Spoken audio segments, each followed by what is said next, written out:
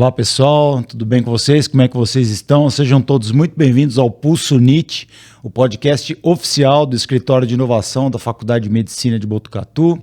Meu nome é Fábio Carvalho, sou cardiologista e professor do Departamento de Clínica Médica aqui da nossa FMB. Bom, nós estamos nos episódios especiais em parceria com a Agência Unesp de Inovação. Nós já temos 4 episódios gravados e que estão nas nossas plataformas, tanto no Spotify quanto no YouTube. O primeiro episódio nós falamos do trabalho da UIN e a frente à atuação em prol das atividades de inovação e empreendedorismo na Unesp. Conversamos com o professor Saulo Guerra. No segundo episódio falamos com a gerente de propriedade intelectual, a Nayara Gaban. Falamos sobre propriedade intelectual. O terceiro episódio foi com a gerente de transferência de tecnologia falando sobre esse assunto, a Rita Costoia, e o quarto episódio falamos com o professor Marcelo Orlandi sobre empreendedorismo. Bom, nós estamos agora no 5º episódio, fechando essa série especial, e nós vamos fazer um apanhado geral de tudo aquilo que nós abordamos nos episódios anteriores, ressaltando os pontos principais. Antes de mais nada, eu gostaria de agradecer demais essa parceria com a UIN. Eu acho que é um conteúdo extremamente relevante, é quase que uma cartilha, né? Um manual de orientações para quem quiser empreender dentro do ambiente da universidade.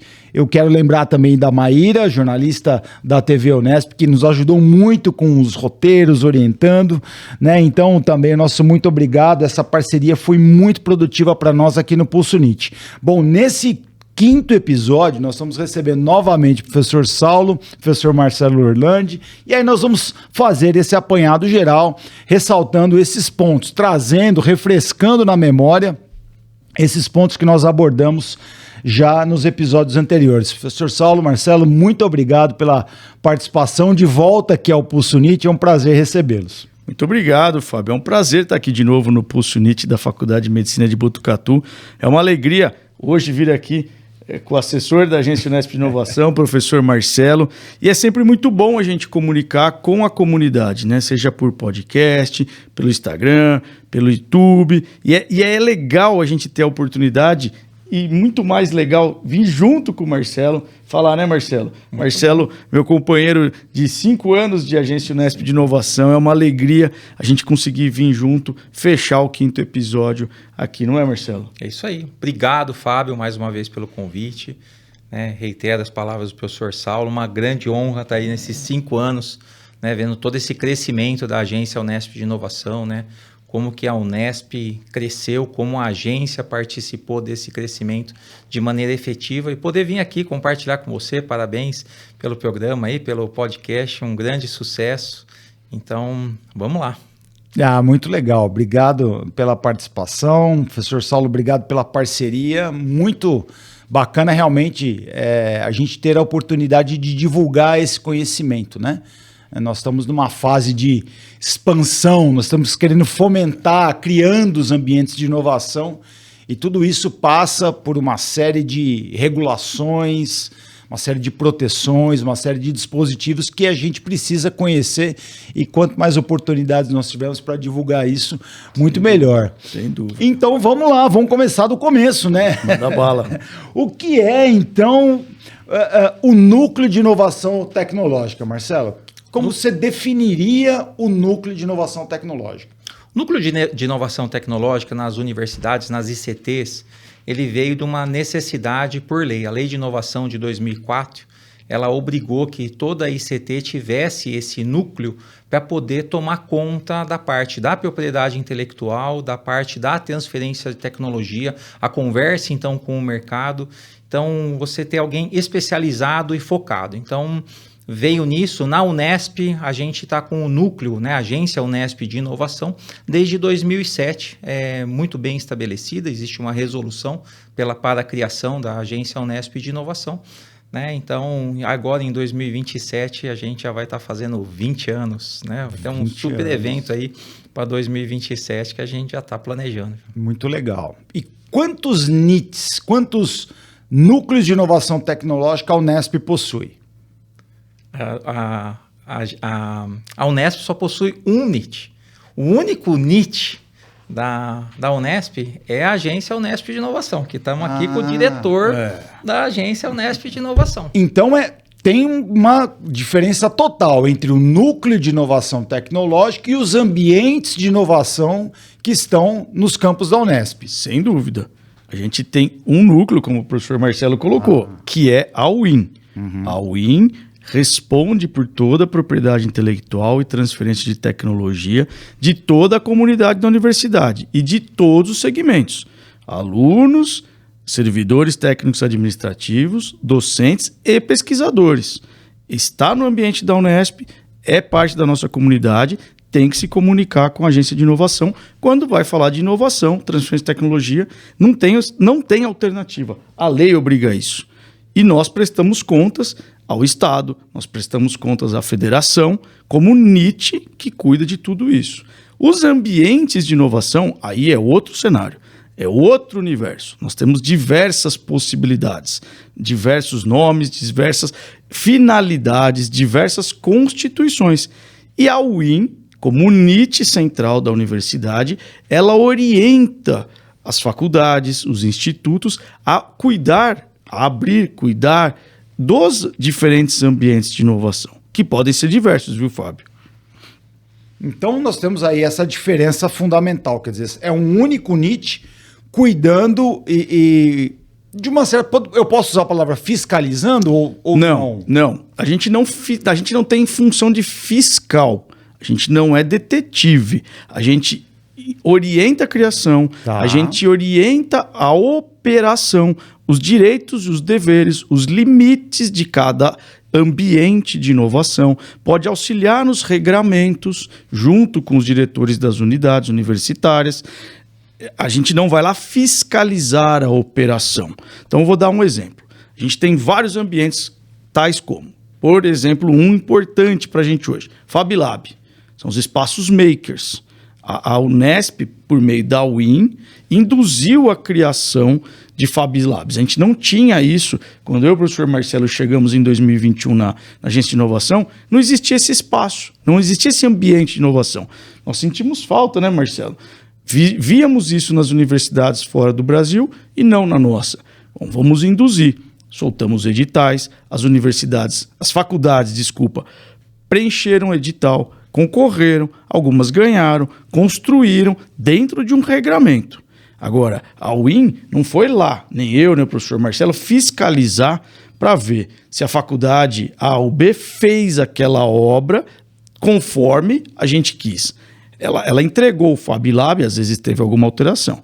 Bom, o que ele vai fazer lá? Ele vai fazer a prototipagem digital, ele vai fazer a impressão ou fabricação, manufatura de outros tipos de protótipo em madeira ou em metal. Ele vai trabalhar com impressão 3D, ele vai trabalhar com tecnologia digital naquele ambiente.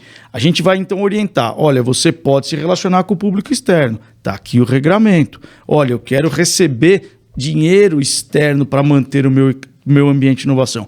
Beleza, a Unesp, por meio da UIN, vai lá e regulamenta, mas não vai lá e fiscaliza. Nós não temos essa função fiscalizadora. Não é isso, professor? É isso, a gente dá as diretrizes. Né? Então, nós, como o diretor hub central de inovação da Unesp, a gente dá exatamente essas diretrizes. Então, com relação à instalação dos FabLabs, a gente até, de certa maneira, fiscalizou, porque a gente fez as inaugurações. Então, a gente foi lá e falou, onde é que está a impressora 3D? Onde é que está a cortadora laser? Mas eu não consigo, são 12 FabLabs, Fábio, que a gente instalou, um investimento gigante que o professor Saulo conseguiu da Agência Unesp de Inovação para a comunidade. Então, a gente não tem como agora, em cada uma das cidades que tem o FabLab, saber se ele está aberto hoje, por exemplo. Entendi. A gente orienta que esteja aberto, que esteja atendendo a população. Por edital, foi no mínimo 20 horas de operação semanais aberta para a comunidade Unesp, para a comunidade externa, mas a gente não tem esse papel de estar lá fiscalizando. E aí o professor Saulo falou, talvez, de um ambiente de inovação que é o mais importante atualmente para a gente, mas a gente tem dentro da Unesp também centros de inovação tecnológica, que são os CITES, a gente tem espaços coworking, a gente tem os espaços makers, a gente tem também incubadoras de empresas, então a gente tem um ecossistema grande dentro da nossa Unesp trabalhando com inovação. Então, esses são os vários tipos de ambientes de inovação. É exatamente isso. Que hoje são 60 aproximadamente. São 60 ambientes de inovação. 60 ambientes de inovação. Em 2021, quando nós chegamos, eram 12. Então veja a expansão, né, da Agência Unesp de Inovação, conseguindo chegar nas unidades universitárias. Então hoje a gente tem ambiente de inovação em Rosana, por exemplo, que está lá na ponta do estado. Então ele tem um Fab Lab, ele tem um centro de eventos de inovação e cultura, que era impensável há 6 anos atrás. Então vai lá, tem. E funcionando. E funcionando. Aluno trabalhando, professor orientando. O porta-caneta, o chaveirinho, feito lá mesmo. Na inauguração eles deram tudo pra gente, feito com bastante carinho. Né? Olha que legal. Então, veja, a UIN ela cresceu, ela expandiu, a inovação começou a chegar nas unidades, fazer contato com os alunos e começou a trazer o público externo à universidade, que é muito importante. Né? A gente tem eventos hoje na universidade que, além de ter patrocinadores, tem parceiros. A gente, quando traz uma cooperativa agrícola, quando a gente traz uma empresa de uma manufatura de químicos, de fármacos, de máquinas, e ela participa do desenvolvimento conjunto com a universidade, a gente começa a ter crescimento. Quando a gente faz o desenvolvimento conjunto, daí vem a palavra, né? Coworking. Eu preciso cooperar, eu preciso compartilhar, eu preciso trabalhar de forma conjunta. Veja, a UIN vem aqui hoje, na Faculdade de Medicina, nós somos parceiros. Nós não trabalhamos de forma cooperada. A UIN não tem um podcast. Não é? Nós não temos esse canal, né? O que eu preciso? Eu preciso de um parceiro que tenha. Então, a Faculdade de Medicina tem o Pulso Unite. O professor fala assim, vem cá, você não quer conversar? Lógico que eu quero conversar. Lógico que eu quero que a comunidade saiba o que a UIN faz, para que ela se presta, o que ela pode atender. E é isso, é uma cooperação. Então, quando a gente abre os nossos ambientes e os que são mais vistosos, né, Marcelo? Os que são mais bonitos para a sociedade são, por exemplo, os centros de eventos de inovação e cultura e os Fab Labs. Porque ele pode fazer a manufatura, ele pode desenvolver a ideia da empresa para resolver o problema da empresa dentro da universidade com professor, com pós-graduando, com graduando. Ou seja, eu crio massa crítica em torno de um problema real. E aí a gente até pode, não é um ambiente de inovação, mas a gente pode aglutinar tudo isso com hackathon. Vamos trazer um desafio? Vamos fazer aonde esse desafio? No ambiente de inovação, onde as pessoas se sentem livres para conversar de assuntos transversais. Veja, o professor Fábio é um médico, eu sou um engenheiro florestal, o professor Marcelo é um físico. Como é que nós vamos conversar se não tiver um assunto transversal? Porque eu não sei fazer uma cirurgia cardíaca. Acredito que você não sabe colher um eucalipto. E acredito que o professor Marcelo não planta floresta todo dia. Mas eu também não faço nanotecnologia. Será que não dá para conversar? Dá, vamos achar um assunto que põe todo mundo na mesma base, que é a inovação, que é a transferência de tecnologia e que é o empreendedorismo. Com certeza. Não é? Muito legal, não, isso é muito importante. Bom, eu sou pesquisador, estou aqui no meu curso, na minha faculdade. Como eu crio o meu ambiente de inovação? Tenho uma ideia, gostei, estou ouvindo podcast, fiquei animado e eu quero criar um ambiente de inovação aqui no meu local onde eu desenvolvo meu trabalho, minha pesquisa. Como que eu faço isso? Quais são os primeiros passos para a criação do ambiente de inovação? A primeira coisa importante é definir qual ambiente de inovação você quer criar e qual a finalidade dele. Né? Então, para isso, a Agência Unesp de Inovação ela criou uma instrução normativa, a instrução normativa número 2, lá já de 2023, né? Já tem 2 anos que ela está aí disponível, que ela vai te dizer, então, quais são os passos, quais são as etapas para você criar um ambiente de inovação dependendo do ambiente que você quer. Grosso modo, é óbvio que se você quiser fazer um coworking é mais fácil do que se você quiser fazer uma incubadora ou uma aceleradora, certo? Então, mas grosso modo, tudo que a gente quis fazer lá na Agência Unesp de Inovação, como a gente é o hub central e a gente dá as diretrizes, a gente precisa saber que o professor Fábio criou um ambiente novo de inovação. Mas o que a gente tem feito? Qual ambiente você deseja? Ele precisa apenas de regulamentação interna da faculdade? Então precisa da aprovação da sua congregação. Uma vez que está aprovado na sua congregação, você manda para a UIN, a gente simplesmente valida isso. Não, precisa da aprovação do cadastro na Secretaria de Ciência, Tecnologia e Inovação. Uma vez que você fez o cadastro lá, você simplesmente manda para a gente o cadastro e a gente vai validar isso daí. Então a gente está fazendo com que as coisas sejam o menos burocrática possível. Tá. Existia antigamente uma outra instituição normativa que, por exemplo, pedia qual era o patrimônio da cadeira, qual é o patrimônio de cada um dos microfones. Então, o mais importante da gente é o ambiente está funcionando, o ambiente está trazendo pessoas, os alunos estão indo lá usar. Então, isso é o importante para a gente hoje. Nessa gestão, a gente quer que esses ambientes sejam ativos, que esses ambientes sejam criativos, que esses ambientes estejam conectando a Unesp e também a sociedade civil. Trazendo essas pessoas para lá. Né? O professor Saulo falou do Fab Lab, que para a gente é realmente uma vitrine. Nos Fab Labs a gente quer que você tenha uma ideia, e você precisa de uma cortadora laser, você não tem dinheiro para pagar quem faça o corte a laser para você, procura uma Unesp perto de você, vai lá, usa lá a cortadora laser da Unesp, vai ser um prazer receber lá o seu projeto, verificar o que a gente pode te fazer. De repente daquilo ali está nascendo um negócio que vai ser o negócio da sua vida a partir de agora. Então, esse também é o papel da Unesp, esse também é algo inovador que a gente está trazendo para a sociedade. Então,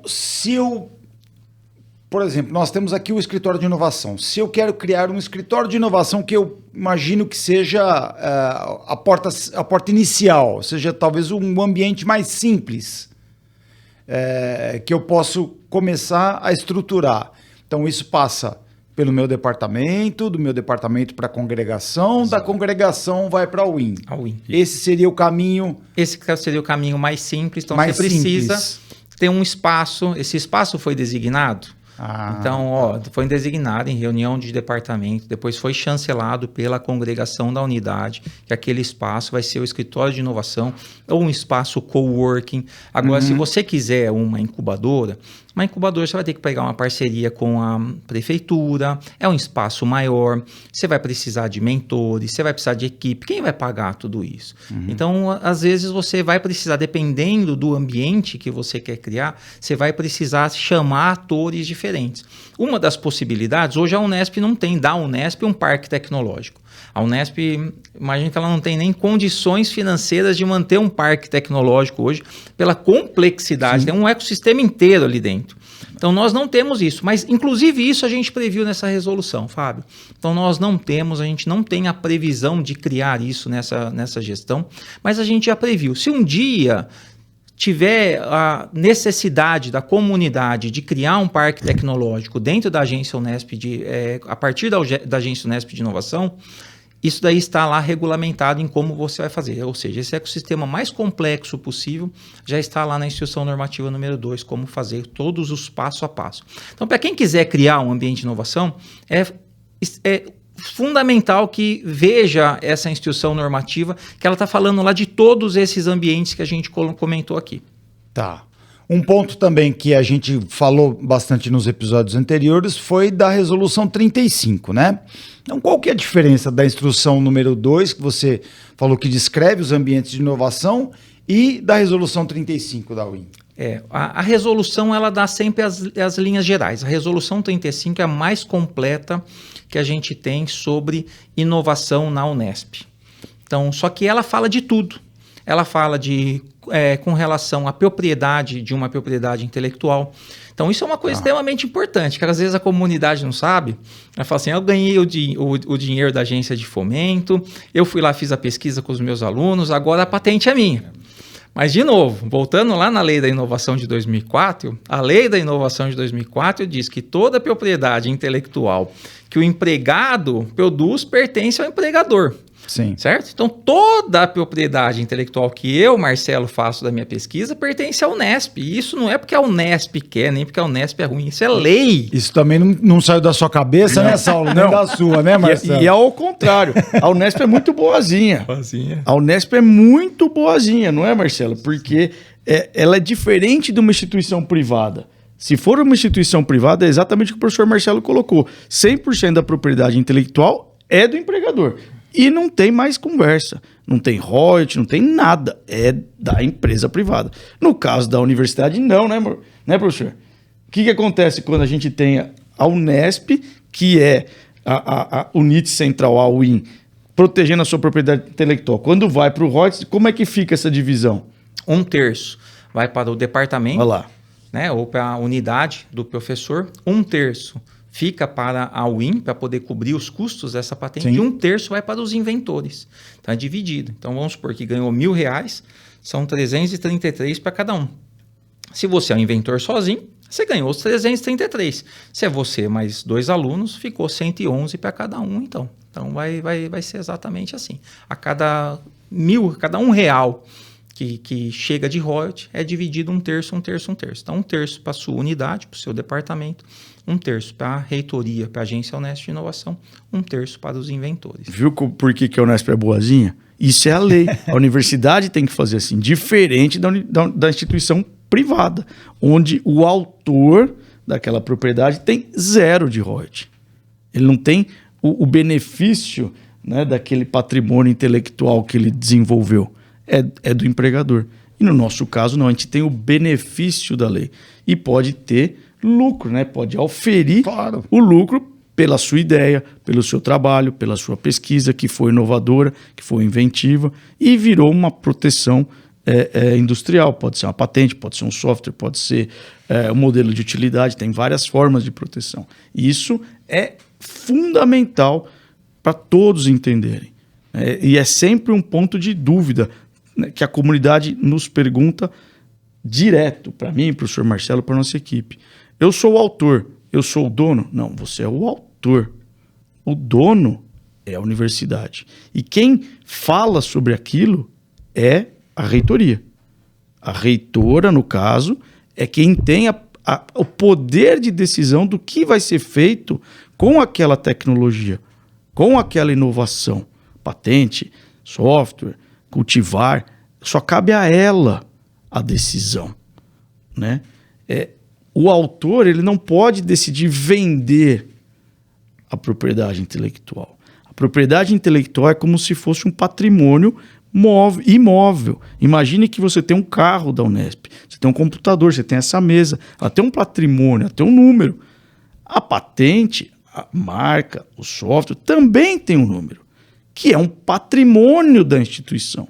E quem responde pelo patrimônio, no caso das patentes, é a reitora, né? E, obviamente, está designado a Agência Unesp de Inovação, os trâmites, os cuidados, as resoluções, as instruções normativas. A gente não pode abrir mão disso. Nunca. Claro. Não é? Mas você nunca vai perder o direito autoral. Você ser autor de uma tecnologia sempre vai ser sua, ou do seu aluno ou da sua equipe. Isso está protegido, né? Sim. Intocado, né? A resolução 35 fala exatamente do 1/3, 1/3, 1/3. Tá. Então, a resolução 35, você falou da diferença da resolução 35 em relação à instituição normativa. A resolução 35 fala o que pode ser feito. Então, seja transferência de tecnologia, a gente pode transferir a tecnologia. Então, a gente pode fazer licenciamento exclusivo, licenciamento não exclusivo. Então, a resolução, ela trata tudo. Olha, a gente pode apoiar a incubadora, a gente pode apoiar empreendedorismo, de que maneira. Então, ela fala tudo o que pode ser feito. As instituições normativas mostram como vai ser feito. Então, elas detalham ótimo. mais. Então, as instituições normativas, na resolução 35, então, de novo, fala sobre propriedade intelectual, transferência de tecnologia, ambientes de inovação, empreendedorismo, tem várias coisas falando lá.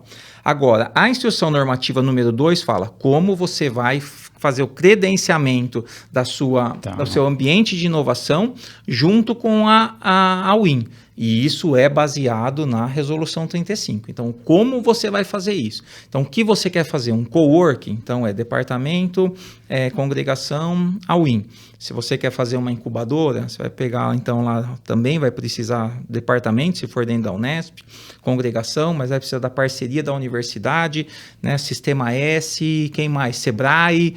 Então, todos os parceiros que você vai colocar. Vai precisar da Secretaria de Ciência, Tecnologia e Inovação ou não? Então, tudo isso vai precisar que seja enviado para a gente. Então, como você faz? Isso é na instituição normativa. Então, um maior detalhamento. O que pode ser feito está na resolução. Todos esses documentos eles estão disponíveis lá no site da UIN. Sim, só lá buscar. Lá tem uma parte específica lá, leis, normas, documentação. É só clicar lá, muito fácil. Já vai chegar lá em tudo isso, tudo certinho por data. Então, muito fácil essa navegação no site. Isso é muito importante, né? A gente passar aí como as pessoas têm acesso a essa informação. Porque imagino que as resoluções, instruções normativas tem um juridiquês ou tem uma linguagem específica.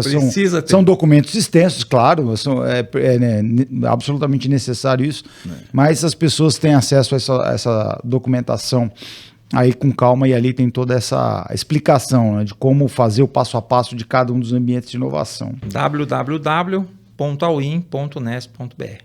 Perfeito, aí. Então já tá tudo lá no site da UIN certinho.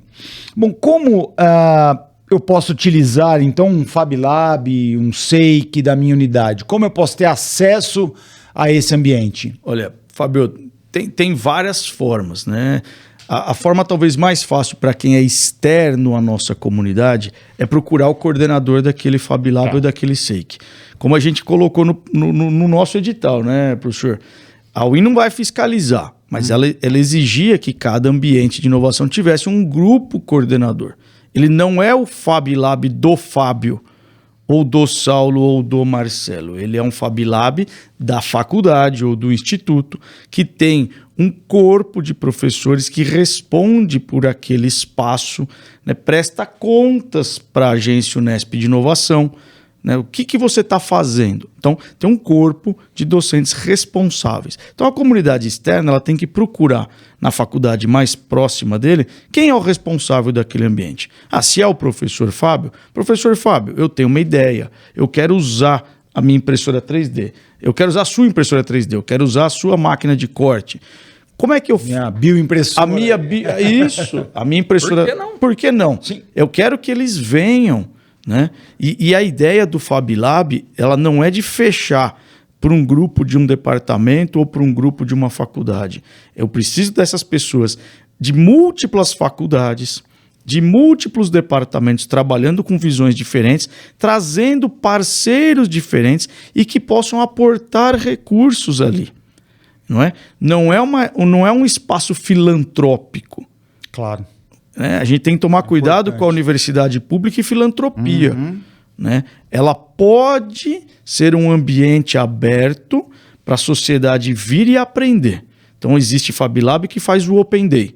Então, a escola de ensino médio precisa conhecer a faculdade. Nós podemos usar aquilo como um recurso didático, né? Como um recurso de extensão, trazer a comunidade para ver o mundo da universidade e o que ela pode entregar. Isso é a universidade... É a atribuição nossa para a sociedade. Agora, se uma empresa privada quer vir usar o nosso espaço, um jovem empreendedor, né, uma startup, um spin-off, que às vezes está incubado, né, na nossa incubadora, ou no município, ou na faculdade, e ele precisa de um equipamento que ele não tem, ele pode vir e pode contribuir. Não é? Isso que eu ia perguntar, desculpa, pegando o seu Claro. gancho. Então, eu não preciso necessariamente ter um projeto de pesquisa para usar esse ambiente. Não. Uma coisa não está atrelada à outra. Não. Eu posso, inclusive, abrir para a comunidade externa à universidade. Eu vou reforçar a sua fala. Deve abrir para a comunidade. Né? É função nossa abrir para a sociedade. Né? Agora, se ele é uma empresa privada, eu entendo que é de bom tom que a gente seja remunerado pela cessão de uso daquele espaço público, pela cessão de uso daquele equipamento. Isso tem um custo para a instituição.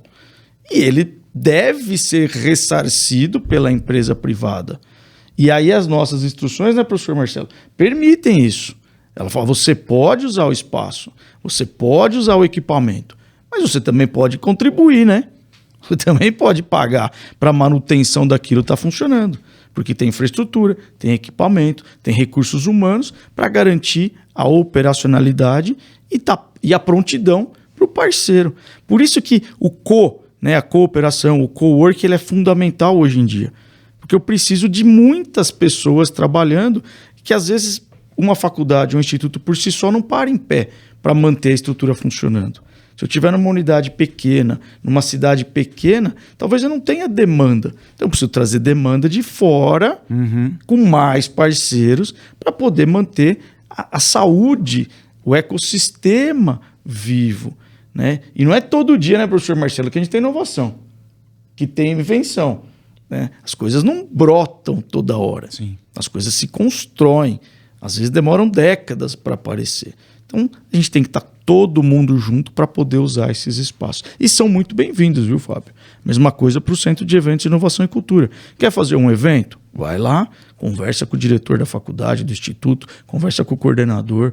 Veja, cada faculdade tem livre-arbítrio para fazer o uso daquele espaço. Ah, isso. A UIN, ela não obriga ninguém. Ela regulamenta, fala, olha, você deve fazer A, B e C, mas ela não obriga e não fiscaliza. Ela recomenda, está aqui, o espaço deve ser usado para exposição, para inovação, para eventos de inovação, para shows, a cultura é importante, está tudo integrado. Se o diretor quer cobrar, como ele vai cobrar, quanto ele vai cobrar, exato, é uma atribuição do diretor da instituição. Com aquele coordenador. Gestão local ali. Gestão local. Gestão local que define o regramento de utilização de cada espaço. E de cobranças. Sim. Também. Né? E aonde que vai entrar esse recurso? Né? Prioritariamente na Fundunesp, que é o braço forte da Agência Unesp de Inovação para a gestão financeira. Então, quando o professor Marcelo colocou aqui, olha, se você é autor de uma patente, a patente gerou royalties e o professor, os autores vão receber 1/3 dos royalties, como que ele vai receber? Ele vai receber via Fundunesp. Obviamente 100% legalizado. Né? Então a gente sempre prioriza, e a resolução 35 está lá, não é? Na 35, prioritariamente nós temos que trabalhar com a Fundunesp. Os diretores dos institutos da faculdade deveriam priorizar a nossa fundação maior, a mãe, que é a Fundunesp. E fazer esse fluxo acontecer. Como que eu posso atrair parceiros ou fazer convênios, atrair parceiros externos para a minha ideia inovadora? Então eu já caminhei, eu tenho a minha ideia já passou ali por uma prova de conceito, já é algo que já está mais estruturado, eu preciso captar recurso. Como que eu faço isso pelas regras da UIN? Você falou de duas coisas diferentes, né? Uma captar recurso, atrair parceiros e outra convênios. Eu vou separar, eu vou deixar convênios com o professor Marcelo. Boa. Que ele é o responsável, né, professor, pelos convênios que passam na UIN, e posso falar um pouco da atração. Se a gente já tem aquela propriedade intelectual protegida, e ela está lá na UIN, portanto ela é da Unesp, a gente tem dois canais importantes, né? Primeiro porque vai para a área de transferência de tecnologia e ele vai para a vitrine tecnológica. Então todas as tecnologias que nós temos protegidas, elas de alguma forma estão na vitrine, que é uma aba do site que o professor Marcelo acabou de colocar. Então está lá à disposição para a sociedade ver, procurar no Google, vai aparecer aquela tecnologia. A outra forma são os nossos eventos da UIN, dos NITs locais. Então, os NITs locais eles têm a capilaridade que a UIN não tem. Elas são os braços do NIT central, que somos nós, nos municípios. Então eles fazem eventos, trazem os parceiros, mostram as tecnologias, mostram os projetos de pesquisa, pode ter dia de campo, pode ter feira de ciências, pode ter evento de inovação e transferência de tecnologia. Então, os NITs locais eles devem nos ajudar com os professores e os alunos a trazer esse público. Então, esse é um caminho. E, lógico, tem a gente, né, os autores. Se você tem uma ideia e você quer um parceiro, bom, você também tem que nos ajudar. Vamos junto. Cooperar, de novo a mesma palavra. Tá. Nós temos que vir junto. Mas basicamente a gente tem a área de transferência de tecnologia e tem a vitrine tecnológica e o apoio da UIN a eventos. É bastante comum a gente apoiar eventos, não só os RACA, mas os eventos de inovação, de propriedade intelectual, de transferência de tecnologia, de empreendedorismo, trazer o Sebrae para mostrar as tecnologias. Agora, convênios, aí é outra conversa. Aí o conversa do convênio é com o professor Marcelo, que aí a coisa é bem mais complicada, né, professor? Na verdade, para a parte de empresas, não. Porque a parte de convênios, a gente, por exemplo, então você tem uma empresa que você fez um software. e você quer liberar o seu software para uso da Unesp. Então, olha, eu fiz um software de telemedicina e agora eu quero que os médicos do HC utilizem esse software. Então a gente vai falar assim, olha, mas como é que eu regulamento isso? Então, a gente vai fazer um convênio, ó, você não vai cobrar nada, mas você vai estar pegando todos os reportes de erro que eles colocaram e com isso você melhora seu software para uma versão 2. Então é uma coisa que não envolve dinheiro. Tá? Não está sendo feito um desenvolvimento conjunto. Você já tem o software, você já desenvolveu ele, você está simplesmente fazendo um convênio para que ele seja utilizado. Então, isso daí, beleza. Agora, se você quiser desenvolver o software, tem uma ideia de fazer um software, vou desenvolver. Aí já não passa por convênio, aí já vai passar pela Agência Unesp de Inovação. Aí vai ser um contrato que a gente vai fazer, um contrato que a gente chama de desenvolvimento conjunto. Então, os convênios, a gente faz muito convênio com empresas sem essa parte de recursos e a gente também faz muito com outras universidades. Então, vai ter uma relação da Unesp, USP com a Unicamp para poder fazer uma pesquisa. Então, isso a gente trata como convênio. Às vezes é troca de alunos. Olha, os alunos de uma universidade vão visitar outra universidade para poder estar isso daí regulamentado, quer fazer um documento. Então, faz um convênio a respeito disso. Então, na parte de convênios, a gente não trata a parte de recursos com empresas. Recursos com empresas, obrigatoriamente, a Agência Unesp de Inovação. Mas tem um outro caso também, que às vezes as empresas nos procuram com as dores delas, e aí a gente procura quem são os potenciais professores para resolver aquela dor. Então, de repente, uma empresa fala, olha, eu estou com um problema aqui sério. E a Unesp é a casa do conhecimento. Então, onde o conhecimento é gerado. Então, você consegue me ajudar a resolver esse problema? A gente pode fazer isso. Está acontecendo isso agora, né, com relação ao metanol. Um monte de empresas está nos procurando, por quê? Porque a Unesp possui a patente do método colorimétrico melhor que existe para você fazer a detecção de metanol em etanol. Então, a gente teve esse surto, essa crise de saúde pública com essa contaminação de metanol em etanol, né? E o professor Saulo que está assinando lá para as empresas poder fazer o kit. Por quê? Porque a gente tinha a patente, né? Os pesquisadores inventores descobriram o método. Então, a gente nunca produziu o kit de verdade, até porque vai ácido, tem algumas questões, né? E agora tem muitas empresas falando, gente, eu quero desenvolver isso aqui, eu quero produzir, quero pôr no mercado, que precisamos dar uma resposta para a sociedade. E a Unesp está 100% preparada para poder dar essa resposta, porque a gente tem 2 patentes na realidade, né, que muda de cor em função da presença de metanol, né? Isso foi extremamente divulgado na mídia aí, né? O nome da Unesp foi lá para cima, né? Grande mídia toda. Grande mídia toda divulgou isso. Toda. Né? Isso foi Salvamos vários casamentos, né, professor? Verdade.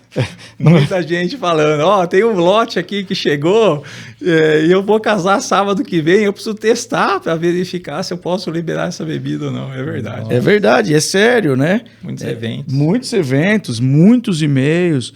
E como é que eles viram? Viram pela vitrine tecnológica, que depois foi para a grande mídia. Quando chega na grande mídia e está lá embaixo, conecte com a Win, acontece. As pessoas ligam, mandam um e-mail. Sim. Né?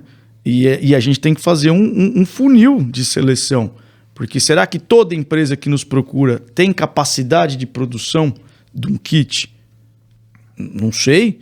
Toda empresa ela é idônea? Também não sei. Eu tenho que verificar. Então, cabe ao Win fazer essa verificação para proteger os autores, para proteger a instituição. Porque eu não posso colocar uma tecnologia no mercado que vai levar o nome da Unesp porque um empresário não conseguiu fazer a produção daquela patente, não escalar aquela tecnologia de forma fiel ao que foi feito na patente.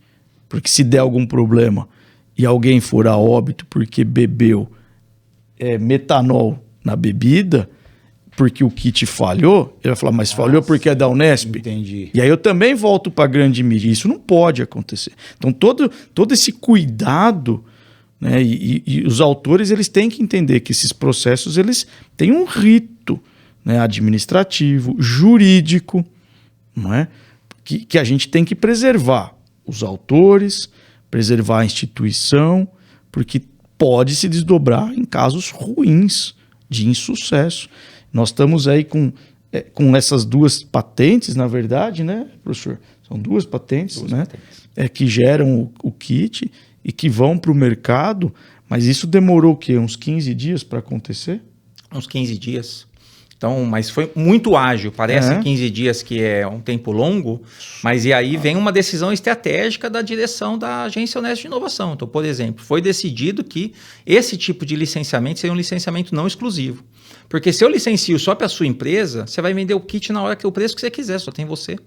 Entende? Então, o que a gente falou? A gente vai escutar todas as empresas, a gente vai abrir a tecnologia para todo mundo. Assinamos, então, um NDA, né, um acordo de confidencialidade com cada uma dessas empresas, entregamos as patentes para eles, falando, testem, mostrem para mim se vocês são capazes ou não de fazer isso aqui, se interessa, agora a gente vai fazer, então, para a parte do licenciamento. Nenhuma de vocês vai ter licenciamento exclusivo. Certo? Ou seja, a gente quer o maior número de empresas fazendo isso no preço mais barato possível. A gente precisa resolver o problema. Tá? Que não estamos para poder simplesmente ganhar dinheiro. Vocês estão aqui, né? Precisa ganhar também, mas a parte principal é resolver o problema que foi colocado na sociedade, não por nós, mas a Unesp, a Casa do Conhecimento, tem condições de resolver esse problema. Muito interessante, né? Você está falando aqui, a cabeça está... Então, a gente volta um pouquinho nessa questão da transferência de tecnologia, o que estávamos falando, quer dizer... No 1/3 que vai para a Win, é porque a Win que faz a gestão de todo esse processo, desde da geração do conhecimento até o produto, até o licenciamento, até a transferência e também, aí no caso ela acho que fiscaliza, né, a questão da produção até ela chegar ao mercado, né? Então, isso não é essa incumbência ela não é do autor. Não, essa cabeça é toda da Win, né? Ela que faz a gestão de todo esse processo. Mais do que isso. Você, como inventor, você não pode dizer para mim para quem eu vou licenciar. Certo? Então, você não pode chegar para mim e falar, Marcelo, eu fiz aqui um dispositivo médico e eu quero que você faça o licenciamento para a empresa tal. Não é você que decide. Eu não sei se essa empresa é idônea, como o professor Saulo falou. Eu não sei se eles têm condições de produzir, se o que eles vão estar produzindo tem qualidade. E mais do que isso, eu posso resolver fazer o licenciamento para uma outra empresa que você não queira. Fala, uma empresa, uma gigante multinacional veio aqui, que é a tecnologia do professor Fábio, e a gente quer produzir. A pessoa, não, eu não gosto de multinacionais, a gente tem que ser a produção aqui e tal. Cabe à direção da Win tomar essa decisão, certo? O proprietário da patente é a Unesp. Tá? O inventor tem que se colocar no papel do inventor. Os direitos dele estão lá resguardados como inventores, mas não são eles que possuem o direito de fazer essas negociações, de fazer esses licenciamentos. Por isso que a gente está recebendo lá 20, 30 e-mails por dia de pessoas pedindo para salvar festa de casamento, evento, e empresas que realmente sérias que estão querendo produzir os kits, porque sabe que cabe à agência Unesp de inovação fazer isso, né? Os inventores podem até ir lá explicar qual é a diferença. A patente de 2020 usa um sal, que é o dicromato, a de 21 a gente fez com permanganato de potássio. Então, é a parte técnica, né? Mas a parte do negócio é com a agência de inovação. E você falou um pouco sobre, usando esse exemplo do metanol, da não exclusividade, dos acordos de confidencialidade, quer dizer, também a agência Unesp de inovação que decide se, no caso, citou a multinacional, não, eu vou vender essa patente para essa multinacional e ela vai ser a produtora exclusiva, ou não, eu vou vender para várias... Essa decisão também é da Win. Sim. Também. E aí imagina só, por exemplo, então vamos um caso um pouco mais concreto. A gente tem 665 patentes no nosso portfólio. Tá? Então isso daqui o professor Saulo tem que pagar anualmente lá para o Instituto Nacional da Propriedade Industrial. Então, para cada uma dessas, o INPI manda um boleto lá para o professor Saulo para poder pagar. E quanto mais velha, mais caro. Mais velha, mais caro. E faz todo sentido, porque quanto mais velho, está achando que está ganhando muito mais dinheiro com ela. Então, o que acontece? Na hora de fazer um licenciamento, vai pegar uma multinacional, né, que vai fazer um dispositivo e vai falar assim, você vai licenciar para mim e para um outro? Então, os dois, aí eu vou virar concorrente dele, eu queria ganhar um pouco mais de dinheiro com relação a isso. Então, dá uma patente que está lá parada na nossa prateleira. Vem uma empresa grande querendo colocar aquilo ali no mercado e fala, eu quero um licenciamento exclusivo. Tá dentro das nossas atribuições, né? O professor Saulo lá assinar, olha, para essa empresa a gente vai fazer esse licenciamento exclusivo. Por quê? Porque só ela apareceu para fazer. Nesse caso, a gente precisou ter uma decisão estratégica e rápido. Não será exclusivo. Entende? Talvez, se alguma empresa tivesse vindo nos procurar 1 ano atrás ou 2 anos atrás, a gente poderia ter feito exclusivo para eles. Falar, a gente está a patente lá desse método colorimétrico, que até agora ninguém se interessou, apareceu essa empresa e tal. Então, a gente vai fazer exclusivo. E eles querem exclusivo. Porque quando você faz exclusivo, você sabe que ninguém mais vai poder utilizar aquilo ali pelo restante da vigência da patente. Entende? Então, essa patente, por exemplo, de 2020, ela está protegida até 2040. Então, você tem um tempo longo que ela tem de proteção ainda. Então, a pessoa ia poder explorar por todo esse tempo. Então, como isso não aconteceu, teve essa questão da saúde pública, então foi, de novo, essa decisão estratégica da direção da UIN no sentido, essa patente não vai mais ser um licenciamento exclusivo. Ela vai ser obrigatoriamente não exclusiva, fazendo um pool de empresas. E aí cabe a cada empresa correr atrás do seu para ver se vai ganhar mais ou menos. Aí vai do seu marketing, vai da sua distribuição. Nós dois podemos licenciar a mesma patente, você vender a 8 e eu vender a 10. Porque de repente eu achei que eu encontrei um método ali um pouquinho melhor que o seu, estou utilizando um tubo onde eu coloco ácido que é a vácuo, você está colocando com ar que pode degradar. Então vai o custo de produção é maior e tal. E a gente tem um fator importante no Brasil, que é a regionalidade. Né? Ou o tamanho do Brasil. Então a gente tem um caso muito interessante que não é da área de emergência, né, sanitária ou de saúde, para a cerveja isotônica. Sim. Não é? Eu não consigo produzir a cerveja isotônica, que também é uma patente da Unesp, só em Botucatu. Se eu tiver uma cervejaria que só vai produzir isotônica, ela consegue abastecer o Brasil? Não é, talvez, possível chegar a cerveja isotônica com custo aceitável no Amazonas. Então, por que eu não posso licenciar para uma cervejaria no Amazonas, uma no Pará, uma no Acre, uma em Botucatu, né, uma no Rio Grande do Sul? Eu posso ter essa questão da não exclusividade também pela regionalidade. Né, porque eu quero vender, eu quero que o autor receba, eu quero que a universidade receba, né, e nem tudo é exatamente o caso do metanol. Esse é um belo exemplo, é super pontual, né, é o que está... em voga hoje, e essa decisão que a direção tomou, ela foi fundamental para poder colocar o kit no mercado. Né? E tinha a questão da emergência, né, professor?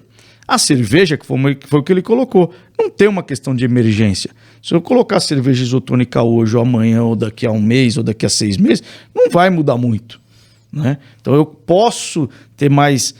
tempo de maturação, eu posso ter outras estratégias de negociar, mas, de novo, compete ao UIN fazer esse tipo de tramitação ou de negociação para os autores, protegendo a propriedade autoral deles, o recurso que eles vão oferir e protegendo a instituição. Professor Fábio, que é maratonista, de repente para ele pode ser uma questão de emergência ter a cerveja isotônica, no que ele final, pode terminar, né, a corrida, tomar a cerveja justo, é verdade. Nós vamos conversar depois em off aqui, porque esse assunto me interessa bastante. Ele pode até abrir uma empresa, ele pode ser uma startup, um mestre cervejeiro. E fazer, depois ele experimenta e fala, olha pessoal, eu ganho a competição porque eu tomo a cerveja biofortificada aqui, ó, isotônica, por isso que eu sou campeão. Verdade. Inclusive com chip de batata doce. Com chip de prova. Esse já tô cantando essa bola. Ou com a cerveja de batata doce, né? Nós temos a cerveja de batata doce. Eu vi só a garrafa dessa cerveja aí. Não fui eu que tomei. Não fui eu. Marcelo, você comentou um ponto que eu achei interessante sobre o período de proteção da patente, né? Esse caso, acho que específico do metanol, talvez tenha a proteção de 20 anos, é isso? Mas esse período pode ser variável de patente para patente, quer dizer, ou não é esse período de proteção, ele não é fixo para todas as patentes. Ele é, então você tem a partir do momento do depósito 20 anos. Ah, tá. Então o que acontece é que a partir do momento que você depositou, então 18 meses depois ela é publicada, então por 18 meses ela fica totalmente em sigilo. Depois de 18 meses ela é publicada, é tornado público, você pode saber o que está acontecendo lá, como fazer aquilo, mas você não pode usar sem conversar com o dono da patente, né? E ele é válido então por 20 anos. Então, mas você pode licenciar antes, inclusive, do INPI fazer a concessão, porque tem 3 tipos. A Nayara deve ter conversado isso. Você tem a patente depositada, quando a gente só faz o depósito. Você tem a patente que é concedida, quando o INPI faz a análise e faz a concessão. E você tem a patente que é transferida, que fez a análise e que depositou a patente e que você transferiu aquela tecnologia. Você pode transferir antes da concessão. Tá? Então, pode acontecer de você fazer essa transferência ainda, falar, isso aqui é tão novo que a empresa ela quer aquilo antes do INPI julgar se é novo ou não. A empresa já viu valor com relação àquela tecnologia. Então, quanto antes ela vem nos procurar, mais rápido ela vai poder colocar isso no mercado e por mais tempo ela vai estar protegida. Então, se uma empresa vier nos procurar hoje, querendo uma patente nossa que já foi depositada 15 anos atrás, ela vai ter só 5 anos de exploração dessa patente. Então, ela tem que ter a noção com relação a isso. Mas, ela tem alguns caminhos. Ela pode esperar esses 5 anos e resolver fazer, porque daí a patente caducou, ou então ela não fazer nada nesses 5 anos. Ela não pode resolver produzir sem vir conversar com a agência Unesp de inovação.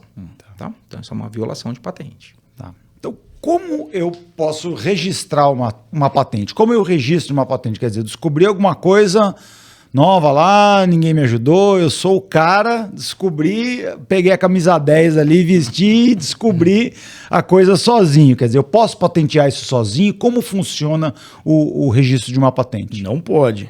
Se você é um membro da nossa comunidade, de novo, um aluno, graduando, pós-graduando, um servidor, um professor, um pesquisador, você tem que comunicar à agência Unesp de Inovação. De novo, lá no site awin.unesp.br tem uma aba comunicação de invenção. Então você pode ser o camisa 10, você pode estar lá em casa, tranquilo, dormindo, acordou com a ideia, materializou a sua ideia, ela não é sua, a autoria é sua, a propriedade é da universidade. Então não pode.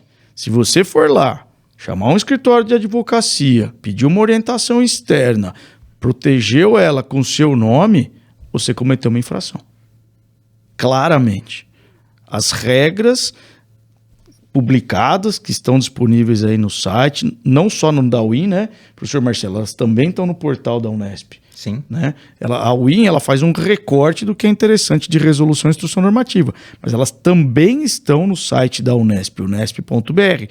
Todas as resoluções estão lá, todas as instruções normativas. Lá é claro.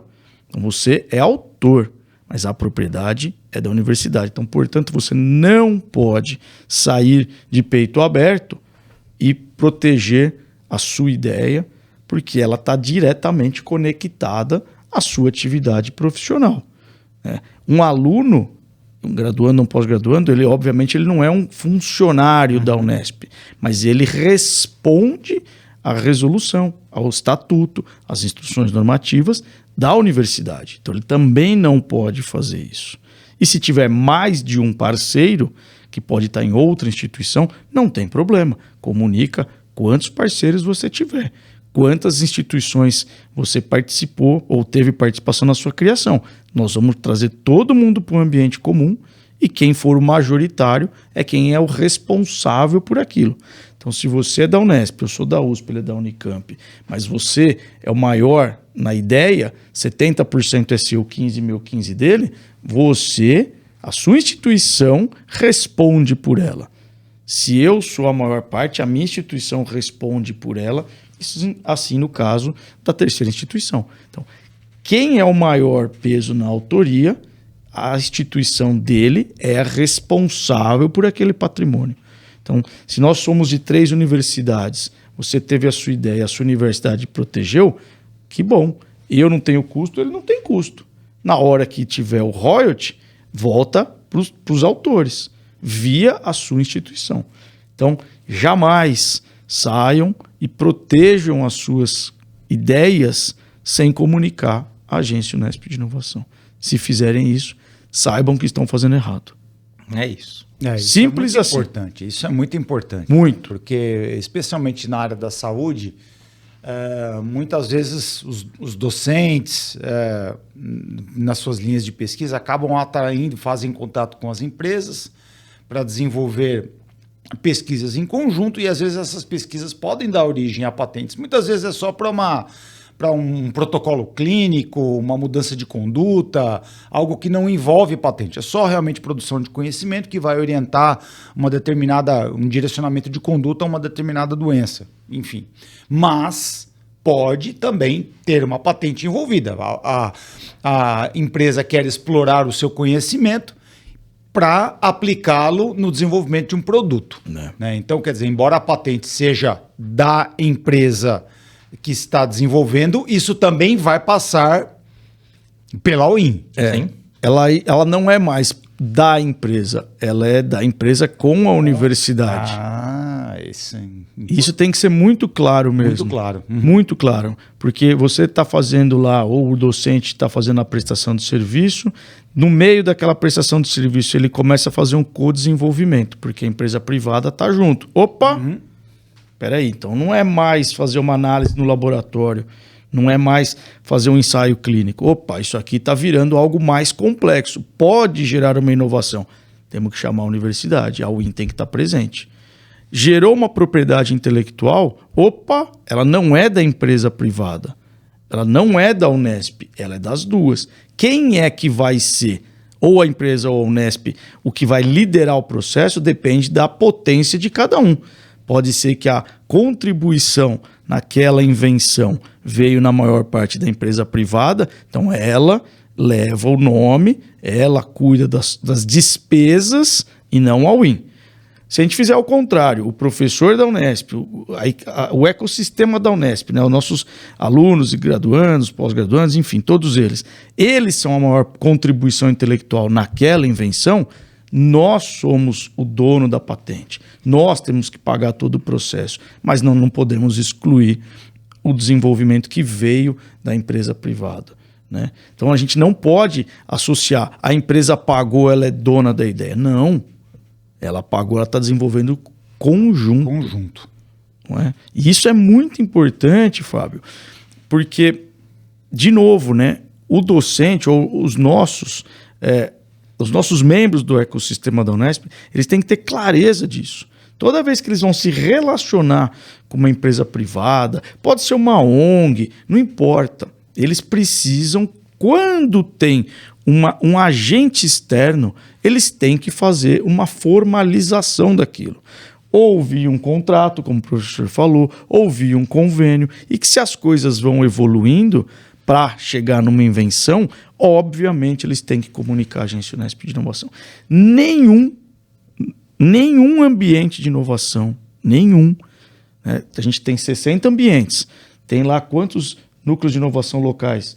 24, por aí. Nenhum deles tem competência jurídica para falar da propriedade intelectual, tampouco da transferência de tecnologia. De novo, somente a UIN pode fazer isso. Então, o NIT da Faculdade de Medicina de Botucatu, que a gente quer, a gente aprovou, a gente apoia, a gente valoriza. Nós dois queremos, a UIN quer vocês. Só que vocês têm o quê? O papel de trazer a comunidade para a discussão, de orientar a comunidade local, de ser um facilitador e multiplicador das regras, das instruções, dos procedimentos e encaminhar quando chega no limite da potência dos núcleos locais. Então, o limite é, vou comunicar uma invenção. Acabou aqui. Faculdade de Medicina não pode fazer. Ponto. Vai ter que comunicar a agência de inovação. E aí nós vamos ter que fazer. Por obrigação. É dever da Unesp fazer isso, por meio da agência Unesp de Inovação. Porque eu não posso perder o seu patrimônio intelectual. Eu não posso perder o seu ativo. Então, a nossa função é garantir isso da forma mais correta e orientada possível, com muito pouca regulamentação. É uma resolução, 2, na verdade, né? E 3 instruções normativas. Então, veja que o burocrático, o juridiquês, é muito pequeno. Não é um arcabouço infinito. Não é? É simples. E aí o NIT ele é importante para a gente, porque você nos ajuda localmente. A UIM tem 10, 12, 15 pessoas, se a gente colocar os estagiários, 18. Nós não temos como atender 34 faculdades todo dia. Nós não temos como estar em 60 ambientes de inovação todo dia. É difícil essa espacialização. Então, os NITs locais, que são vocês, né?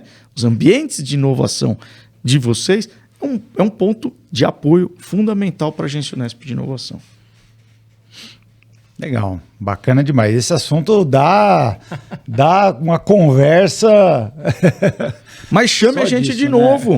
Isso. A gente vem aqui com o maior prazer. Eu, o professor Marcelo, a nossa equipe, quantas vezes for necessário para comunicar com a comunidade.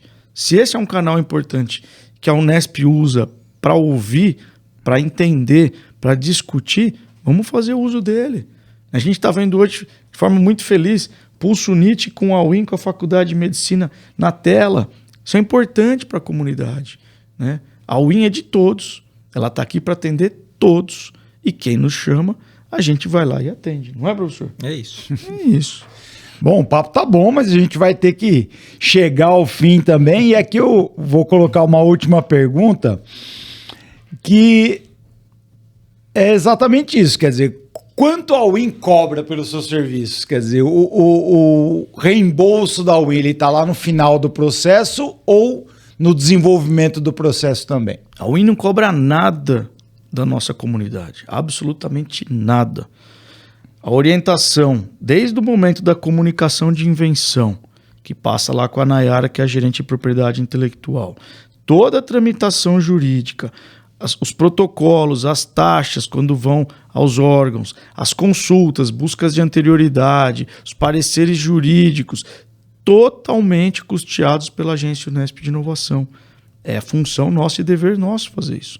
Quando a gente vai para a transferência, nós temos o direito de transferir aquela patente, aquela propriedade intelectual, é de novo atribuição nossa e custo nosso.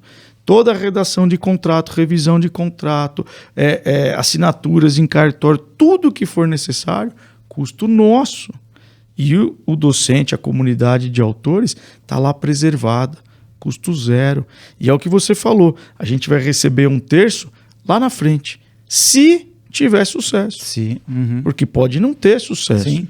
Ah, então a minha comunidade vai ter que pagar se teve insucesso? Não. Se chegou lá no final do processo, ninguém licenciou a tecnologia, nós não transferimos a tecnologia, tudo bem. O senhor fez a sua parte, eu fiz a minha parte, está todo mundo feliz. Não vai ter cobrança do insucesso. Não vai chegar o boleto depois no final do processo. Não vai chegar. O boleto da UIM para pagar lá, pronto. Não. Pode não, acontecer. Posso ficar tranquilo. Para o inventor, nunca. Nunca. Para quem Tá. vai licenciar, aí sim. Sim. Então, quando você vai fazer o licenciamento, então a empresa ela paga não apenas os royalties, mas ela paga então todos os custos que a gente teve da patente até então. Por isso que a gente deseja realmente fazer o licenciamento de todas essas tecnologias que a gente tem na nossa prateleira. Então, Porque enquanto não acontece, o custo é meu. É seu, o boleto é seu só. E quando, não é, professor Marcelo? E quando licencia, putz, me alivia o centro de custo. Claro. Mas é isso, é bem importante isso que o professor colocou. A nossa comunidade nunca tem custo. Então não precisa procurar um escritório privado de advocacia ou de marcas e patentes para proteger. Primeiro, porque infringe o regulamento. Segundo, porque você vai pagar. Então, por que você vai pagar e vai infringir o regulamento se você pode fazer em casa de graça? Não tem nenhum argumento. Não é? Sem dúvida. E a comunicação interna na universidade ela é fundamental, Fábio. E esses canais como o Pulso NIT, como os ambientes de inovação locais, eles são os acessos para a nossa comunidade. Porque todo dia chega jovem, aluno, todo dia chega jovem professor, e essa comunidade jovem que vai chegando, ela precisa saber disso, né? Na gestão passada, o professor Pascoal e a professora Maísa contrataram mais de 1.000 pessoas. Então, são 1.000 pessoas que chegaram que não sabiam o que é a UIM. Nossa. Não é? É isso. Isso de servidores. Então, pensa que a gente chegou com 1.000 pessoas que nunca ouviram falar da UIM. Pensa que todo ano entra um contingente de alunos de graduação e pós que nunca ouviram falar da UIM. Então, esse assunto ele tem que ficar sendo reverberado, tem que ser eternizado nas plataformas digitais que eles têm acesso perene, né? Tem que ser praticado no dia a dia nos nossos ambientes de inovação, né? Então, é muito importante que a gente tenha comunicação. E é por isso que a gente não se furta a participar de eventos presenciais, não se furta a participar de podcasts ou de eventos virtuais. Mais uma coisa importante aí também, Fábio, que é o seguinte. Muitas vezes, um escritório que você vai fazer a consulta, ele não conhece a legislação pública.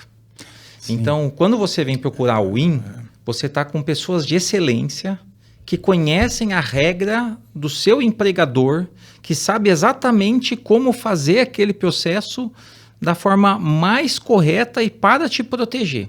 Então, sempre que você for fazer alguma coisa, procure a Agência Unesp de Inovação, que você vai ser muito bem atendido lá dentro. Nossa equipe é pequena, como colocou o professor Saulo, mas altamente eficiente.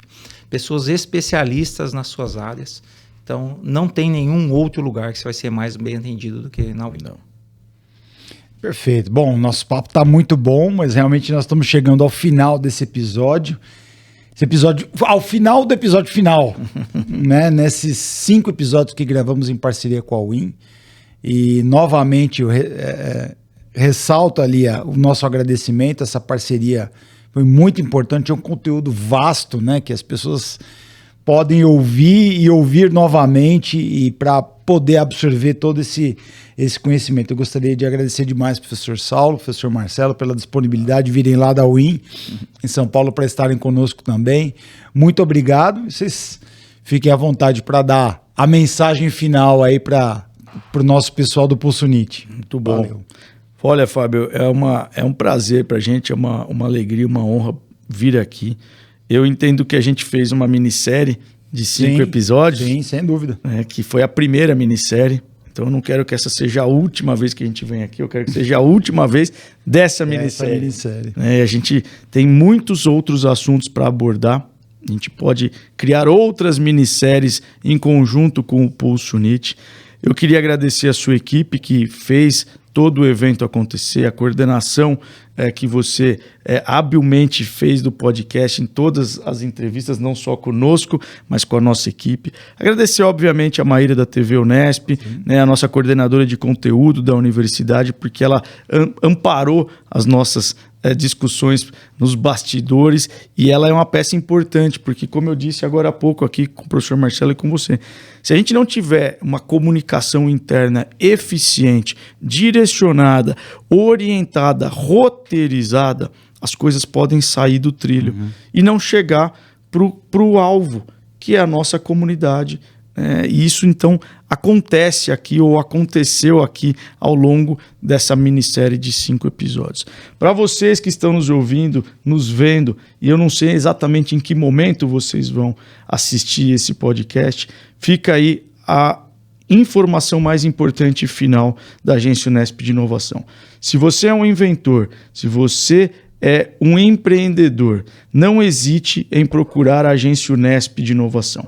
Lá é o porto seguro para você ter as orientações claras e definitivas de como caminhar dentro da inovação, da transferência de tecnologia, do empreendedorismo, para que você tenha a sua proteção, a sua segurança jurídica e, quem sabe, a sua empresa ou o seu negócio de forma legítima, legal e que é de interesse da nossa universidade. Então procurem a Agência Unesp de Inovação, que nós sempre estaremos de portas abertas e à disposição de vocês.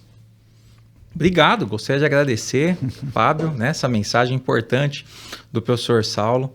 Gostaria de agradecer você, sua equipe, pelo convite, pelo tratamento maravilhoso, que tivemos aqui, esse bate-papo gostoso, descontraído, para poder fazer isso. E o professor Saulo deu recado para a comunidade Unesp, eu gostaria de dar o recado para as empresas. A Unesp é a casa do conhecimento. Qualquer empresa, com qualquer dor que tiver, procure a agência Unesp de inovação, que a gente tem pessoas especialistas para poder resolver o seu problema.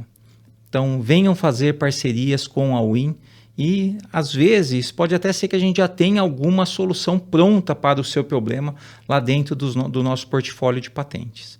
Então, fazer parceria com a Unesp é um benefício para todos. Muito legal, muito bom mesmo. E acho que a mensagem, assim, o que eu aprendi, o que mais ficou fixado para mim é que a UIN é parceira, né? Ela sim. não é aquela agência que vai estar por cima ali olhando e pegando as picuinhas. Não, ela é parceira. É aquela agência que está caminhando junto. Né? E isso é muito importante.